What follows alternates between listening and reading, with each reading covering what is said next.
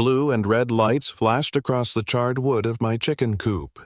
The smell of gasoline still hung in the air while the sheriff read Karen Hernandez her rights, arson, trespassing, harassment. And as they took her away in handcuffs, all I could think was, how did it ever get this far? How did a few chickens turn into a war? It all started months earlier, before the sirens, before the smoke. Back when my mornings were quiet and my biggest worry was whether the hens had laid enough eggs for breakfast. I've lived on this land for 32 years. My father farmed it before me. My grandfather built the barn with his own hands. The creek behind it marks the border. My side is county farmland. The other belongs to a fancy subdivision called Lakeview Estates. And that's where she came from. Karen Hernandez, newly elected HOA president, queen of petty rules and self-appointed guardian of community standards. The first time I met her, I thought she was just nosy. She stood by the fence with her little dog sunglasses the size of dinner plates staring at my hens like they were criminals. You know, she called out, "Chickens attract rats. You might want to do something before the HOA finds out." I laughed and said, "Ma'am, this isn't HOA property. You folks don't make the rules out here." She gave a sharp little laugh. "That's what you think." A week later, I found the first letter in my mailbox, no name, just the HOA logo at the top. Unauthorized livestock activity. I ignored it. Then came a second one, then a third. Same phrasing, same threat. I figured she'd get bored eventually. But people like Karen don't get bored, they get obsessed. One morning, my fence was cut clean through and half my chickens were scattered across the field. And there she was, standing on her porch across the creek, sipping coffee, smiling like she'd done the world a favor. That was the day I realized this wasn't just about rules, it was about control. I tried to be civil. I walked over with a basket of eggs and said, "Thought I'd make peace. Fresh eggs from those chickens you hate so much." She looked at me like I'd handed her a bomb. "Is this a joke?" she snapped. "You're breaking the law." Then she slammed the door in my face. I remember staring at the wreath hanging there that said, "Love thy neighbor." I almost laughed at the irony. A few nights later, I woke up to the sound of frantic clucking. I ran outside barefoot and saw the flames. My chicken coop was on fire. The heat hit me like a wall. I grabbed a bucket, shouted until my throat burned, and somehow saved most of the hens, but a few didn't make it. The fire chief told me someone had poured accelerant along the baseboards. I didn't need to ask who. I just looked across the creek and saw her watching, arms folded, that same cold smile on her face. That night, sitting on my porch with the smoke still clinging to my clothes, I felt something break inside me. I'd served in the army, once fought real wars, but this quiet kind of evil got under your skin. I thought about packing up, selling the farm, letting her win. Maybe I was the fool for holding on to the past. Maybe people like her always win. But then I looked at what was left of my coop, at the little hens huddled under a tarp, and I thought of my grandfather's hands in the dirt. No, not this time. The next morning, I drove into town and bought motion sensor cameras. Set them up on the barn, the fence, the creek, everywhere she liked to lurk. For 3 nights, nothing happened.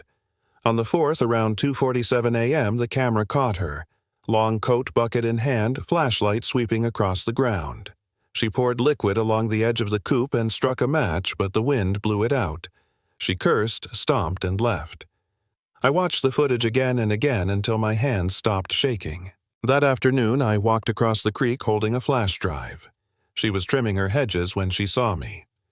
"What do you want?" "Just thought I'd return something I said." "You're the star." She frowned. "You're not making sense." "Oh, I think I am. My camera caught someone trespassing last night. Looked a lot like you." Her face went white. "You're lying. Then you won't mind if I show it to the sheriff." She turned to storm off and tripped over her own garden hose. The bucket spilled. The smell of gasoline hit us both. I didn't say a word. I just looked at her. She froze, knowing exactly what she'd just revealed. By that evening, a patrol car was pulling down my drive. Same deputy as before Collins. I handed him the video. He watched, jaw tight. "We'll take it from here," he said. 2 hours later, the sirens were screaming again. Only this time they were for her. They took Karen away while the neighbors whispered behind their curtains. I thought it was over. But a week later, I got a plain white letter. "You think you've won. This isn't over." And she meant it. A month later, she showed up in a silver sedan, smiling like she'd never been arrested. "Charges were dropped," she said sweetly. "Insufficient evidence. How's that possible? You were caught on camera. Funny how technology can glitch when you least expect it." She leaned against her car, tapping her nails. "The HOA board's expanding our boundary. Guess whose property we're reviewing?" "You can't do that. This is county farmland." "Things change," she said, climbing back into her car. "You'll be hearing from us." That night, I barely slept. By morning, I was at the county office demanding answers. The clerk pulled up the records, frowning. "Someone tried filing an amendment claiming your land as undeveloped residential property. Name on the files K. Hernandez." That was the breaking point. I called my friend Mark, a local attorney. "We'll file an injunction," he said. "Freeze the claim, expose her for fraud, let her hang herself with her own paperwork." And that's exactly what we did. For a week, things were quiet. Then one morning, I woke to the sound of engines, 3 bulldozers crawling up my road, HOA logos on their sides.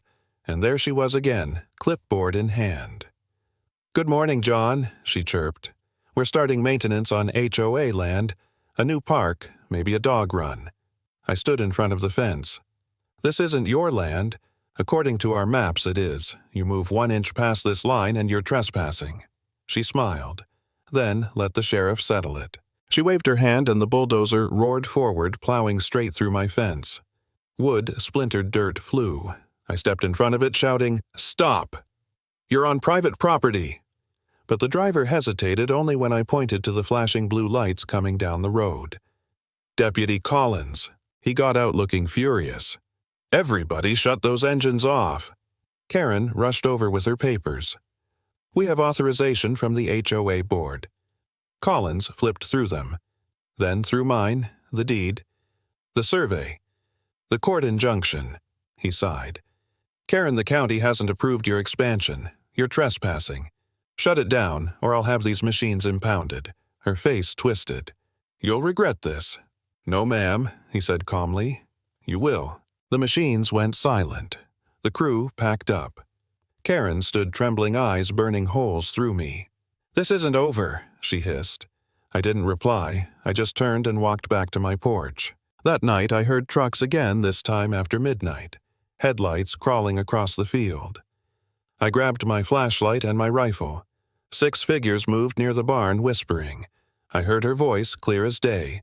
"Make it quick. Burn it. Grab the hard drive." My stomach dropped. I stepped out and shouted, "Sheriff's on the way." 10 seconds to leave. They froze. One dropped a crowbar. Another bolted. I fired a single warning shot into the dirt. The truck fishtailed out of the driveway, disappearing into the dark. When Collins arrived, he found the crowbar and a silver keychain, initials KH.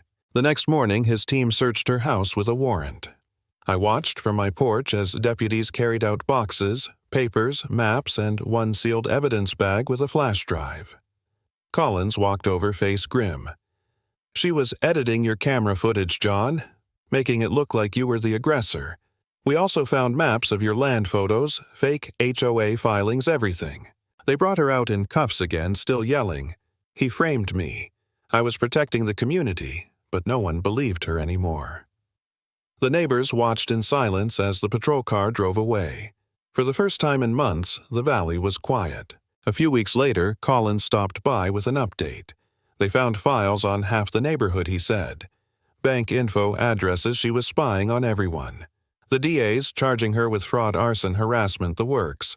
She's not getting out this time. I wanted to believe him. I really did. But people like Karen don't vanish, they fester. 2 weeks after the sentencing, I found a letter in my mailbox. Same cold font, same message. "You think prison can stop me?" And tucked inside was a photo of my chicken coop taken that morning, fresh dew still on the grass. I called Collins immediately. He said he'd trace the mail check, the prison logs, but I knew what it meant. Someone was still out there working for her. That night I sat by the window with my rifle across my knees, just like my grandfather used to when coyotes came too close to the herd. Around 2 a.m., headlights flashed at the edge of the pasture. 2 men got out of a truck carrying a long metal bar and a gas can. "You sure this is the place?" one whispered. "Yeah," the other answered. "She said the barn. Burn it. Grab the hard drive. Get out." I stepped onto the porch and shouted sheriff's on his way. The men froze. One dropped the can. They bolted for the truck. I fired another warning shot into the dirt. The echo rolled through the hills until the only sound left was the clucking of my hens. When Collins came, he found the phone one of them had dropped. On the screen was a text thread. From Karen H. Message, tonight. Burn everything. Make it look like an accident. He stared at the phone, then at me. "You ready to end this for good?" I nodded. The next morning, the sheriff's office filed new charges: attempted destruction of evidence, conspiracy, intimidation from prison. The DA promised there'd be no loopholes this time. Karen would finally lose everything: her title, her house, her precious HOA. And that's how we got here: the flashing lights, the smell of smoke, the end of it all. I stood on my porch watching them drive her away, her perfect world collapsing behind her. The chickens were quiet again, the fields calm under the morning sun. Some fights you don't choose, they find you. And when they do, you learn that peace isn't the absence of conflict. It's the moment you stop letting fear decide who owns your life.